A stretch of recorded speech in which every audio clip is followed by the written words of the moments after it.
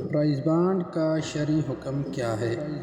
Prize bond کی خرید و فروخت اور اس پر ملنے والا انعام ناجائز اور حرام ہے۔ اس میں سود اور جوا پایا جاتا ہے۔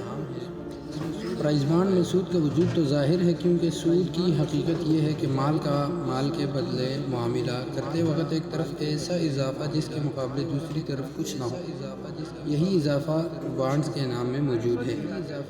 کیونکہ ہر آدمی مقررہ رقم دے کر پرائز بانڈ اس لیے حاصل کرتا ہے اس سے قرعہ اندازی میں انعام آنے پر اپنی رقم کے علاوہ زیادہ رقم مل جائے، اور یہ زائد اور اضافی رقم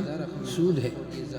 کیونکہ شریعت میں ایک جنس کی رقم کا تبادلہ اگر آپس میں کیا جائے تو برابری کے ساتھ لین دین ضروری ہوتا ہے، کمی بیشی کے ساتھ لین دین سود ہے۔ اسی طرح سود کی ایک اور حقیقت جو قرآن کریم کے نازل ہونے سے پہلے بھی سمجھی جاتی تھی وہ یہ کہ قرض دے کر اس پر نفع لیا جائے۔ سود کی یہ حقیقت حدیث میں ان الفاظ کے ساتھ آئی ہے: کل قرض جر نفعا فہو ربا، یعنی ہر وہ قرض جو نفع کمائے وہ سود ہے۔ لہٰذا اس سے ثابت ہوا کہ جو زیادتی قرض کی وجہ سے حاصل ہوئی وہ بھی سود میں داخل ہے، اور سود کی یہ حقیقت بانڈز کے انعام پر بھی صادق آتی ہے،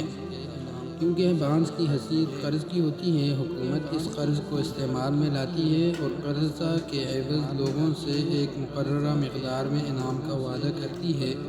اور پھر قرعہ اندازی کے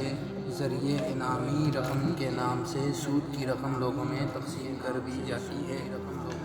جو ناجائز اور حرام ہے۔ اسی طرح پرائز بانڈز میں جوا بھی شامل ہے، اور جوا ہر وہ معاملہ ہے جو نفع و ضرر کے درمیان دائر ہو، یعنی یہ احتمال بھی ہو کہ معمولی رقم کے عوض بہت سا مال مل جائے گا، اور یہ بھی احتمال ہو کہ کچھ نہ ملے۔ یہ صورتحال پرائز بانڈ کی خرید و فروخت میں پائی جاتی ہے کہ پرائز بانڈ خریدنے والے کی یہ طمع ہوتی ہے کہ ایک زیادہ رقم وصول ہو جائے،